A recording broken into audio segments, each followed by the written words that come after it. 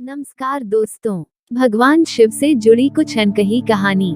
यहाँ यह बात ध्यान रखने की है कि वेद कहते हैं कि ईश्वर अजन्मा है। यहाँ हम ईश्वर की बात नहीं करेंगे, देवों के देव महादेव की बात करेंगे, जो सबसे ज्यादा ईश्वर तुल्य हैं। हिंदू धर्म मानता है कि ईश्वर ने कुछ भी नहीं बनाया, उसकी उपस्थिति से सब कुछ स्वतः ही बनता गया। ईश्वर समय और आकाश की तरह है, जिसके भीतर सब कुछ है, फिर भी वह सबसे बाहर है और उसके भीतर कुछ भी नहीं है। शिव से जुड़ी 12 गुप्त बातें जानिए। ब्रह्मा, विष्णु और शिव का जन्म एक रहस्य है।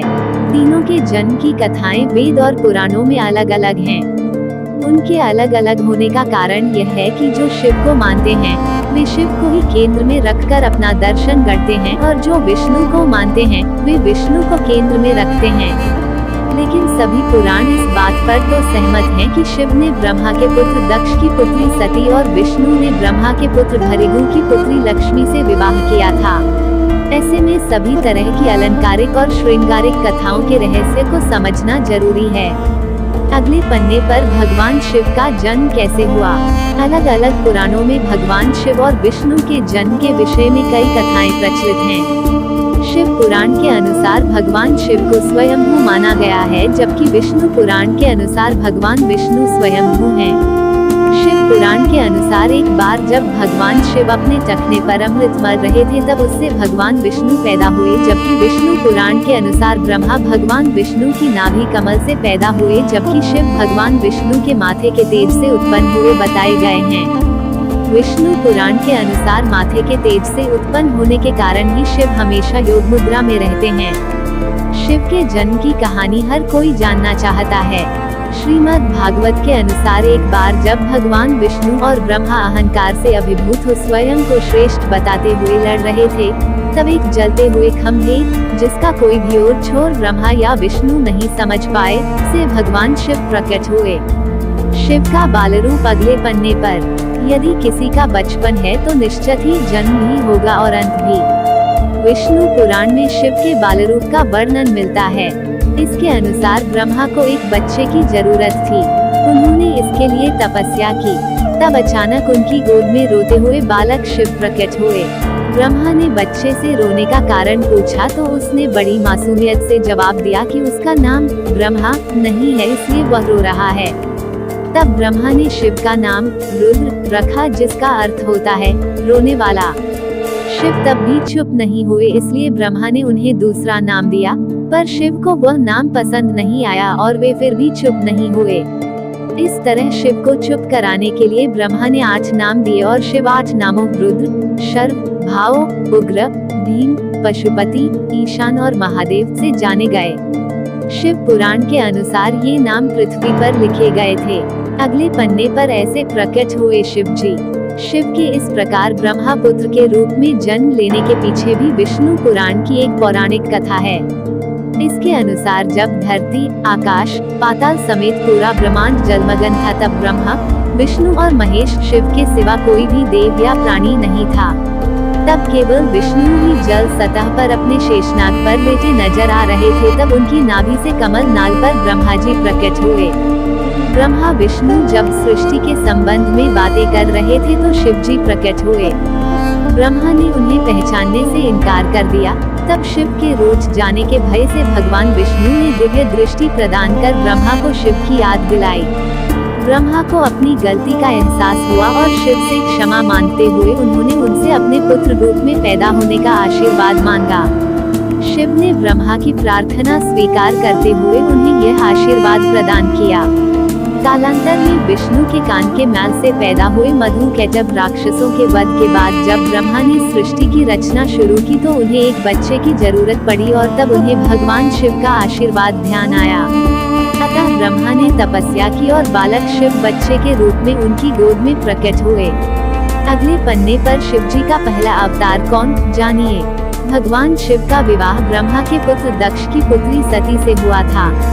एक बार दक्ष ने एक विशाल यज्ञ का आयोजन किया, लेकिन उन्होंने शिव व सती को निमंत्रित नहीं किया। भगवान शिव के मना करने के बाद भी सती इस यज्ञ में आई और जब उन्होंने यज्ञ में अपने पति शिव का अपमान होते देखा तो यज्ञवेदी में कूदकर उन्होंने अपनी देह का त्याग कर दिया। जब भगवान शिव को यह ज्ञात हुआ तो उन्होंने क्रोध में अपने सिर से एक जटा उखाड़ी और उसे रोषपूर्वक पर्वत के ऊपर पटक दिया। उस जटा से महाभयंकर वीरभद्र प्रकट हुए। शिव के इस अवतार ने दक्ष के यज्ञ का विध्वंस कर दिया और दक्ष का सिर काटकर उसे मृत्युदंड दिया।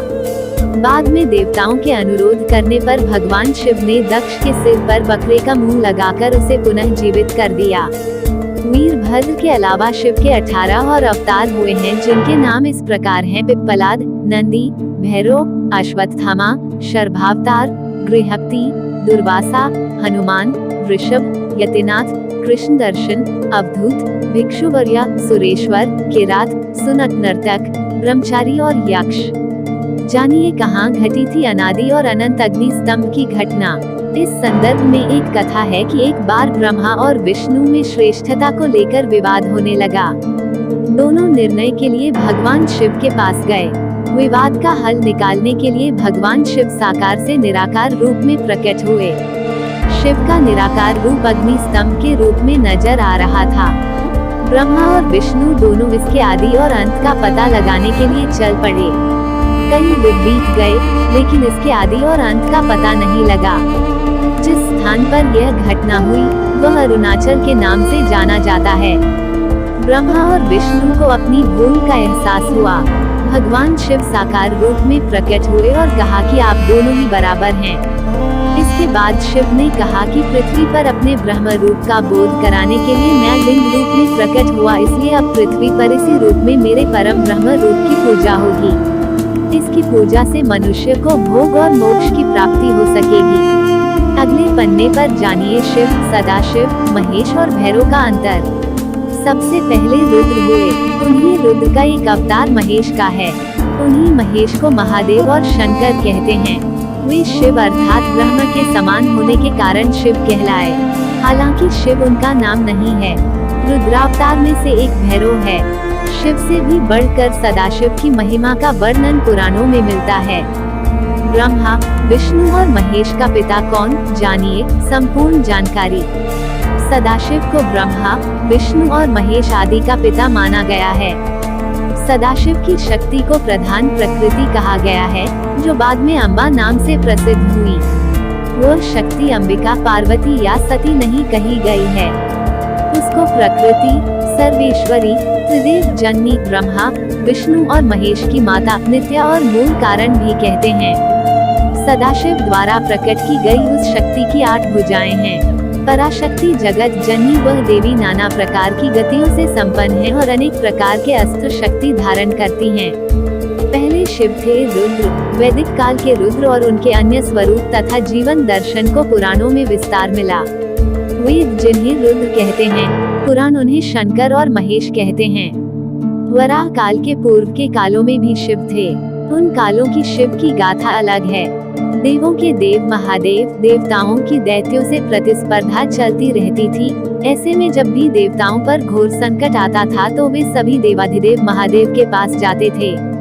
दैत्यों, राक्षसों सहित देवताओं ने भी शिव को कई बार चुनौती दी, लेकिन वे सभी परास्त होकर शिव के समक्ष झुक गए। इसलिए शिव हैं देवों के देव महादेव।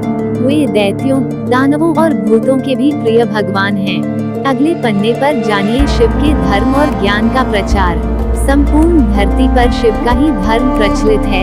आदिदेव शिव और गुरु दत्तात्रेय को धर्म और योग का जनक माना गया है। शिव के 7 शिष्यों ने ही शिव के ज्ञान और धर्म को संपूर्ण धरती पर प्रचारित किया। कहते हैं कि शिव ने ज्ञानयोग की पहली शिक्षा अपनी पत्नी पार्वती को दी थी। दूसरी शिक्षा जो योग की थी, उन्होंने केदारनाथ में कांति सरोवर के तट पर अपने पहले 7 शिष्यों को दी थी। उन्हें ही सप्तऋषि कहा गया, जिन्होंने योग के अलग अलग आयाम बताए और ये सभी आयाम योग के 7 मूल स्वरूप हो गए। आज भी योग के ये 7 विशिष्ट स्वरूप मौजूद हैं। इन सप्त ऋषियों को विश्व की अलग अलग दिशाओं में भेजा गया, जिससे वे योग के अपने ज्ञान को लोगों तक पहुंचा सकें। कहते हैं कि एक को मध्य एशिया, एक को मध्य पूर्व एशिया व उत्तरी अफ्रीका, एक को दक्षिण अमेरिका, एक को हिमालय के निचले क्षेत्र में, एक ऋषि को पूर्वी एशिया, एक को दक्षिण में भारतीय उपमहाद्वीप में भेजा गया और एक आदि योगी के साथ वहीं रह गया। अगर उन इलाकों की संस्कृतियों पर गौर किया जाए तो आज भी इन ऋषियों के योगदान के चिन्ह वहां दिखाई दे जाएंगे। अगले पन्ने पर शिव ने बसाई थी यह धरती। आज से 15 से 20 हजार वर्ष पूर्व वराह काल की शुरुआत में जब देवी देवताओं ने धरती पर कदम रखे थे, तब उस काल में धरती हिमयुग की चपेट में थी। इस दौरान भगवान शंकर ने धरती के केंद्र कैलाश को अपना निवास स्थान बनाया। विष्णु ने समुद्र को और ब्रह्मा ने नदी के किनारे को अपना स्थान बनाया था।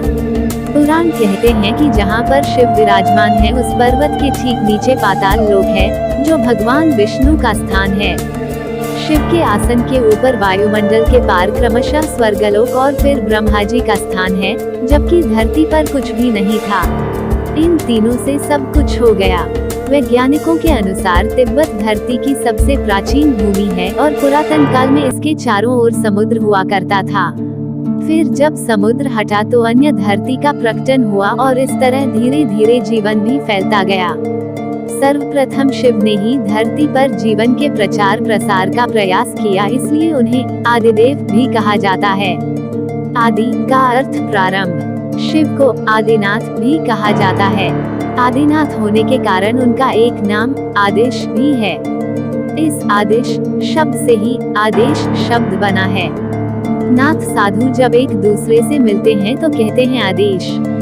शिव के अलावा ब्रह्मा और विष्णु ने संपूर्ण धरती पर जीवन की उत्पत्ति और पालन का कार्य किया। सभी ने मिलकर धरती को रहने लायक बनाया और यहाँ देवता, दैत्य, दानव, गंधर्व, यक्ष और मनुष्य की आबादी को बढ़ाया।